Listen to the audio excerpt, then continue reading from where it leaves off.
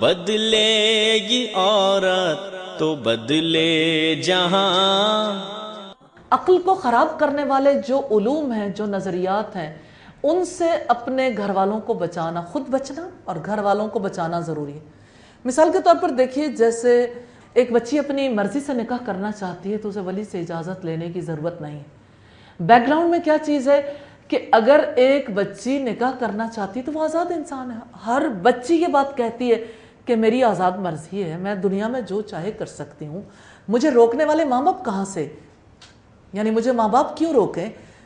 یہ میری زندگی ہے اور مجھے دوبارہ زندگی نہیں ملنی، اور اپنی زندگی پر مجھے خود اختیار ہے۔ اب اگر آپ دیکھیے کہ ایسے میں والدین اسے اگر روکنا چاہتے ہیں تو وہ نہیں روکتی، اور نتیجہ کیا ہوتا ہے؟ مرضی سے نکاح کر لیتی، بعد میں والدین یا بھائی پکڑ کر قتل کر دیتے ہیں۔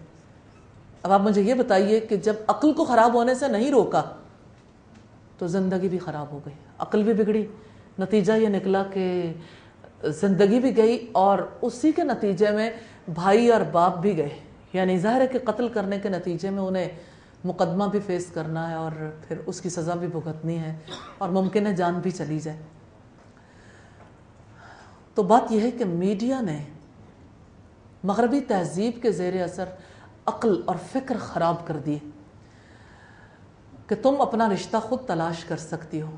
بچیوں کو چوکوں میں، بازاروں میں، ہوٹلز میں، ریسٹورنٹس میں، جگہ جگہ ہر مقام پر پہنچا دیا کہ آپ اپنا رشتہ خود تلاش کر لو۔ بڑی معذرت کے ساتھ سب بچیاں ایک برابر نہیں ہوتی، لیکن کیا کالجز اور یونیورسٹیز میں آپ نے کبھی کوئی مناظر نہیں دیکھے؟ کیا سکولز کا سلسلہ آپ کی نظروں سے اوجھل ہے؟ جو اثرات سوسائٹی کے اندر پورے طریقے سے نفوذ کر چکے، اس سے کیسے مفر ممکن ہے؟ اس سے کیسے انکار کیا جا سکتا ہے؟ اب دیکھیے کہ ایک بچی کو جب پورے طریقے سے میڈیا نے سکھا دیا کہ تم آزاد ہو، اپنا نکاح خود کر سکتی ہو، حق رکھتی ہو، یہ حق نہیں ہے، یہ فساد ہے۔ ایک بچی کے سارے رشتے کاٹ دیے، اس کے ماں باپ کا رشتہ، سسرال کا رشتہ، سسرال میں جہاں لڑکے کے گھر والے ہیں نہ وہ رشتہ لے کر آئیں، نہ لڑکی کے ماں باپ اسے اوکے کریں، کون سا رشتہ باقی رہ گیا؟ ننیال کا، دودھیال کا، سسرال کا، کون سا میکے کا؟ سارے رشتے تو کاٹ دیے، ایک ہی رشتہ چھوڑ دیا اس لڑکے کے ساتھ جس نے زیادہ دنوں سے ساتھ نہیں رکھنا۔ ظلم کس پر ہے؟ اس بچی پر جو کل تک معصوم تھی اور اس نے ایک فکر قبول کر لی کہ میں آزاد ہوں، میں اپنا نکاح خود کر سکتی ہوں، اور پھر اس کے نتیجے میں صورتحال کیا ہے کہ یعنی دارالامان اور سوسائٹی میں ایسی بچیاں جو ہیں وہ در در کی ٹھوکریں کھاتی ہیں۔ ان کی نفسیاتی صورتحال کیسی ہے؟ میں چاہتی ہوں کہ اگر اللہ تعالیٰ نے توفیق دی تو ہم اس میں سے ممکن ہے کہ اس دفعہ یا آئندہ آپ کو وہ باقاعدہ طور پر پروجیکشنز دکھا سکیں جہاں پر خواتین کو پہنچنے کے لیے مجبور کر دیا جاتا ہے۔ پہلی بار وہ صرف اس جھانسے میں اپنے گھر سے نکلتی ہے، نکاح کر لیتی ہے کہ ٹھیک ہے، گویا یہ کرنا سب سے بڑا اعزاز ہے۔ تو عقل خراب ہو گئی، فکر خراب ہو گئی، جس کی وجہ سے زندگی برباد ہو گئی۔ وہ ہماری بیٹیاں ہیں، مسلمان ہونے کے ناطے ہماری ذمہ داری ہے کہ ان تک حق کو پہنچائیں۔ میں جو بات آپ سے کہنا چاہتی ہوں وہ یہ کہ جب فکر بدلتی ہے، جب فکر بگڑتی ہے تو پورا گھر اور پورا معاشرہ بگڑ جاتا ہے۔ یہ کلی فساد ہے جو پوری دنیا میں پھیل چکا، اور سب سے زیادہ برے حالات عورت کے۔ اصل میں اس کا نتیجہ یہ ہوا ہے کہ عورت کو گری پڑی چیز سمجھ لیا گیا۔ اتنی گری پڑی، نہ اس بیچاری کا کوئی حق مہر ہے، نہ اس کو کوئی آئندہ کے لیے وراثت کا حق دینا چاہتا ہے، نہ اس کا نان نفقہ اسے دینا چاہتا ہے، محض وقت گزاری۔ وہ 1 ماہ تک چلے سلسلہ، چند دن چلے یا کچھ مہینے چل جائے، ممکن ہے تھوڑا سا اس سے زیادہ، یہ ناپائیدار، شاخ نازک پہ جو آشیاں ہوگا ناپائیدار ہوگا، یعنی یہ ناپائیدار رشتہ ہے۔ تو بات یہ ہے کہ ایسے نظریات عقل کو خراب کر دیتے ہیں اور معاشرے کے اندر فساد پھیلتا۔ اسی طرح سے جو نظریات شرک اور بدعات کو پھیلائیں، بے حیائی کو پھیلائیں، پھر مال کو بنیادی قدر قرار دیں اور دین کو انفرادی قدر بنا دیں کہ دین انفرادی معاملہ، اور دین کے کام کو غیر ضروری قرار دیں اور اسلام کو انفرادی عبادات تک محدود کر کے رکھ دیں اور انسانی زندگی کا مقصد محض مال جمع کرنا بنا دیں، یہ نظریات عقل کو کوتاہ کر دیتے ہیں۔ جب فکر اور سوچ غلط ہوگی تو منزل بھی غلط ہو جائے گی۔ جیسے کسی نے کہا، شیخ سعدی نے کہا، رفتم کے خار از پاک شم، یک لہجہ غافل گشتم، 100 سالہ راہم دور شد۔ میں چلا اور میرے پاؤں میں کانٹا چبھا، مجھے ٹھوکر لگی اور میرا رخ بدل گیا، میری توجہ ہٹ گئی، ایک لحظے کے لیے میں غافل ہوا اور سیدھا راستہ مجھ سے 100 سال دور چلا گیا۔ ایک کانٹا چبھا تھا، میں نکالنے کے لیے روکا تھا، اس طرح سے میرا راستہ کھوٹا ہو گیا کہ 100 سال تک میری منزل دور چلی گئی۔ تو یہ فکر کی تبدیلی کی طرف اشارہ ہے۔ فکر کی تھوڑی سی تبدیلی قوموں کی منزل بدل دیتی ہے۔ آپ اس کی مثال کو یوں سمجھے، جب آپ رائفل کا نشانہ لگاتے ہیں تو آنکھ سے دیکھتے ہوئے تھوڑا سا ٹارگٹ بدلتے ہیں تو گولی بہت دور ہٹ کے، اپنے نشانے سے بہت دور ہٹ کے لگتی، یعنی جہاں نشانہ لگنا چاہیے تھا اس کی بجائے گولی دور جا کے لگتی۔ ہوتا یہ ہے کہ رائفل پہ 2 پوائنٹس ہوتے ہیں، آپ نے ان 2 پوائنٹس کو ایک لائن میں رکھ کے آنکھ سے جب اسے میچ کرنا ہوتا ہے تو یہ بالکل ایک سیدھ پہ جا کے آپ فوکس کرتے ہیں تو آپ کا نشانہ بالکل اسی جگہ پہ جا کے لگتا۔ لیکن اگر تھوڑا سا نشانہ خطا ہو جائے تو اس کی وجہ سے یعنی آپ کا فوکس تھوڑا سا خراب ہو جائے تو نشانہ خطا ہو جاتا ہے۔ تو یہ 3 پوائنٹس ہیں۔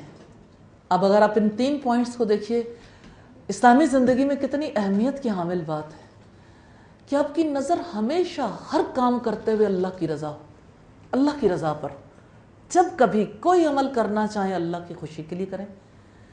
دوسری چیز جس کو آپ نے سید میں لانا ہے وہ یہ کہ جو کام کرنا ہے محمد صلی اللہ علیہ وسلم کی اتباع میں، یعنی رسول اللہ کے طریقے کو پیش نظر رکھنا۔ اور تیسری چیز آپ کی جنت ہے، اپنی جنت کی خاطر۔ تو یہ 3 چیزیں جس نے سیکھ لیں کہ ہر کام کرتے ہوئے اللہ کی خوشی، محمد صلی اللہ علیہ وسلم کا طریقہ اور اپنی جنت تک پہنچنا مطلوب ہو تو نشانہ خطا نہیں جائے گا، ورنہ منزل کھو جائے گی۔ اسی وجہ سے دیکھیے کہ جدید تعلیم نے ہمیں کیا دیا، عقل کوتاہ کر دی ہے، عقل میں کوتاہی آ گئی ہے۔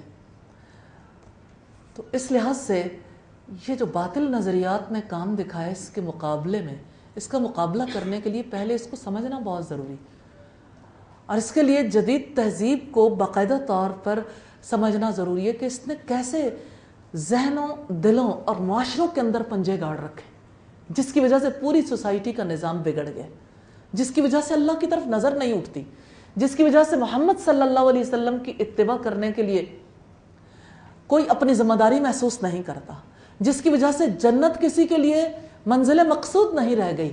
بڑی معذرت کے ساتھ اوورال جو ایک رزلٹ برآمد ہوا ہے وہ یہ بہت بڑا رزلٹ ہے، بہت بڑا نتیجہ ہے جو سامنے آیا۔ پھر عقل کی حفاظت کے لیے تیسری چیز لہو و لعب اور لغویات سے اپنے آپ کو بچانا ہے، اپنے گھر والوں کو بچانا ہے، کیونکہ جتنی مصروفیات بے مقصد ہوں گی، بے مقصدیت عقل کو برباد کر کے رکھ دیتی ہے، یہ عقل کو خراب کرنے والی چیزیں۔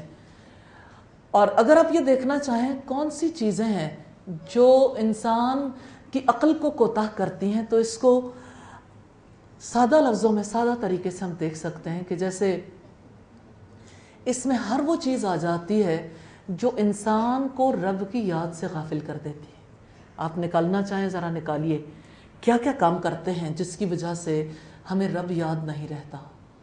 صرف سمپلی سادہ طریقے سے دیکھنا شروع کریں، آپس کی گپ شپ، رب یاد رہتا نہیں رہتا۔ اچھا، پھر اسی طرح سے خاندانی مجالس بھی، کھانے، اب کھانا کھانا کو غلط بات تو نہیں، کھانا کھلانا تو سنت ہے، لیکن ہوتا کیا ہے، کھانے کے اوپر جو گفتگو ہوتی جس میں لوگوں کے کردار کی دھجیاں اڑائی جاتی، جس میں بیٹھ کے مختلف افراد کو ڈسکس کیا جاتا ہے، تو ظاہر ہے یہ چیز عقل کو خراب کرنے والی، وہی مجلس بہت عمدہ بھی ہو سکتی ہے۔ رسول اللہ صلی اللہ علیہ وسلم نے بھی دین کی دعوت دیتے ہوئے سب سے پہلے کھانا کھلایا تھا، اور جب آپ نے دعوت دی تھی لوگوں کے سامنے اپنے رب کی بات رکھی تھی جس کی وجہ سے اسلام کے پھیلنے کا آغاز ہوا تھا، تو امکانات تو موجود ہیں، لیکن ایسی مجالس جس میں آپس میں ایک دوسرے پر فخر جتانے کی بات ہو، اپنے کپڑوں میں، اپنے جوتوں میں، اپنی جیولری میں، اپنے گھر کے اعتبار سے، اپنے باقی سٹیٹس کے لحاظ سے تکاثر کی بات ہو یا تفاخر کی بات ہو، مال کی کثرت پر فخر کرنا یا اسی طرح سے اولاد کے بارے میں فخر کرنا مطلوب ہو، تو ظاہر ہے یہ وہ چیزیں ہیں جو یعنی لغو میں آ جاتی ہیں۔ ایسی لغو مجالس سے ایک مثالی مسلمان عورت اعراض کرتی، مردوں کو بھی اعراض کرنا چاہیے۔ اللہ تعالیٰ نے عباد الرحمن کی خصوصیت بیان کی ہے، وَالَّذِينَ هُمْ عَنِ اللَّغْوِ مُعْرِضُونَ، وہ لوگ جو لغو سے اعراض کرنے والے ہیں۔ تو لغو سے بچنا یہ ہماری شریعت کے مقاصد میں سے ایک ہے، کیونکہ لغو میں شامل ہونے والا شخص ایسا ہے جو اپنی عقل کو خراب کر بیٹھتا ہے۔ عقل پر اثرات ہوتے ہیں، یہ ہو ہی نہیں سکتا کہ اس کی عقل پر اثرات نہ ہوں۔ جیسے سورہ لقمان میں رب العزت نے فرمایا کہ لوگوں میں سے کوئی ایسا ہے جو غافل کر دینے والی مصروفیت کو، غافل کر دینے والی بات کا خریدار بنتا اور لوگوں کو بغیر علم کے گمراہ کرتا ہے۔ نضر بن حارث تھا جس نے محمد صلی اللہ علیہ وسلم کی مجالس کے مقابلے میں اپنی مجلس منعقد کی تھی۔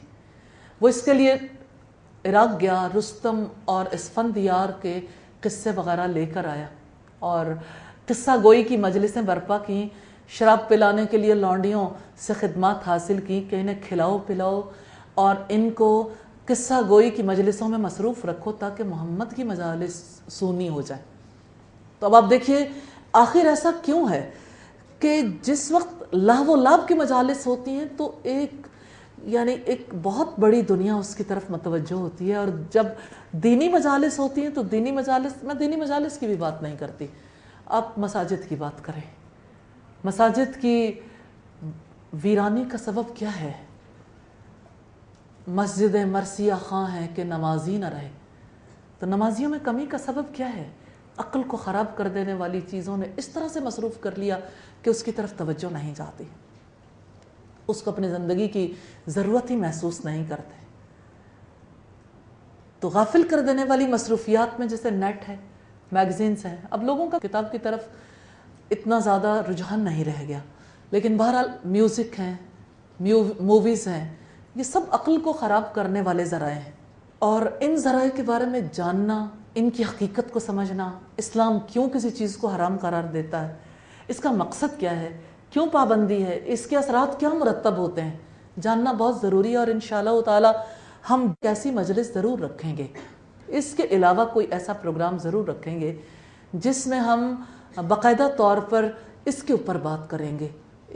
دو خاص موضوعات ہوں گے اس کے، ایک تو غافل کر دینے والی مصروفیات کے حوالے سے میوزک چونکہ سب کو نشہ لگ چکا، آپ کے موبائل پہ کسی نے فون کیا تو میوزک بجے، اب مسجد میں حرم کے اندر طواف کرتے ہوئے لوگوں کے موبائل بولتے ہیں، کیونکہ ایمان زندہ ہو تو ایسی آوازیں نہیں آتی، لیکن ایمان کی عدم موجودگی میں یا اس کی کمزوری کے ساتھ اس طرح کے معاملات بہت ہوتے ہیں۔ اسی طرح سے آپ خبریں سننا چاہتے ہیں، نیوز یا کوئی بھی ایسی چیز، میوزک کے بغیر یوں لگتا ہے کہ جیسے اب زندگی میں ہر طرف سے ایک ہی ایسی چیز ابھرتی ہے جس کی وجہ سے خیال فوراً بڑھ جاتا ہے، اور لوگ کہتے ہیں بڑے سودنگ ایفیکٹس ہوتے ہیں، اس وجہ سے ہوٹلز میں اور ایسی جگہوں پر جہاں پہ لوگ اکٹھے ہوتے ہیں ہلکا ہلکا میوزک بجتا رہے۔ یہ میوزک شیطان کی اذان ہے، شیطان کی اذان کبھی ختم ہی نہیں ہوتی۔ اب 5 اوقات میں اذانیں ہوتی ہیں، لوگوں کے دل پر ایسے بوجھ ہو جاتا ہے کہ اذانیں شروع ہوتی ہیں پھر ختم ہی نہیں ہوتی، بھئی میوزک کب ختم ہوتا ہے؟ سوال یہ پیدا ہوتا ہے۔ تو اس میوزک کے ساتھ دلچسپی بڑھ گئی ہے، اس لیے اس کی حقیقت کو سمجھنا بہت ضروری ہے۔ اس میں کوئی شک نہیں کہ اچھی آواز دل کو اپیل کرتی اور انسان اس کی طرف اٹریکٹ بھی ہوتا ہے، تو کیا اچھی آوازوں پر پابندی ہے یا انسٹرومنٹس پہ پابندی ہے یا اسلام اس پابندی کو کیوں عائد کرتا ہے؟ ایک تو یہ موضوع، اور دوسرا انشاءاللہ تعالی ہم دیکھیں گے لقمان حکیم نے اپنی اولاد کو کیا وصیتیں کی تھیں، اپنی اولاد کو، اپنے بیٹے کی تربیت کیسے کی۔ تو بچوں کی تربیت میں ماں کا کردار تو ہم پڑھ رہے ہیں، انشاءاللہ باپ کا کردار ہم پڑھیں گے سورہ لقمان میں، کہ والد کا کیا رول ہونا چاہیے، اسے کس اور کون کون سے فیکٹرز ہیں جس کو کنٹرول کرنا ضروری، بڑی بیسک اور بنیادی چیزیں ہیں. تو انشاءاللہ تعالی یہ چیزیں ہم اس میں دیکھیں گے. تو ہر عقل مند آدمی کے لیے لازم ہے کہ اپنی عقل کی حفاظت کرے. کوئی ذی شعور عورت، کوئی ذی شعور مسلمان عورت اپنی اور اپنے گھر والوں کی عقل کی حفاظت سے بے خبر نہیں رہ سکتی. دو باتیں ہم نے دیکھی، ایک تو دین کی حفاظت، دوسری عقل کی حفاظت، تیسری عزت اور نسب کی حفاظت. اللہ تعالیٰ نے عزت اور نسب کی حفاظت کے لیے بنیادی اصول دیا کہ عورت اور مرد کے درمیان جو تعلق استوار ہوگا رشتہ نکاح کی وجہ سے. تو عورت اور مرد کے مابین معاشرے میں عمومی طور پر کس طرح کے معاملات ہوں گے، اس کی وضاحت دین نے کی ہے. اس کو قائم رکھنے کے لیے فطری طور پر حیا کا جذبہ ودیت کیا اور اس کی حفاظت کا حکم دیا. جیسے سورہ الاعراف میں رب العزت نے فرمایا، اے آدم کے بچوں، کہیں ایسا نہ ہو کہ شیطان تم پر سے اسی طرح لباس اتروا دے جیسے تمہارے آبا سے اتروائے تھے. بدلے گی عورت تو بدلے جہاں، بدلے گی عورت تو بدلے جہاں، لے کر ہدایت کا عزم جواں. بدلے گی عورت تو بدلے جہاں.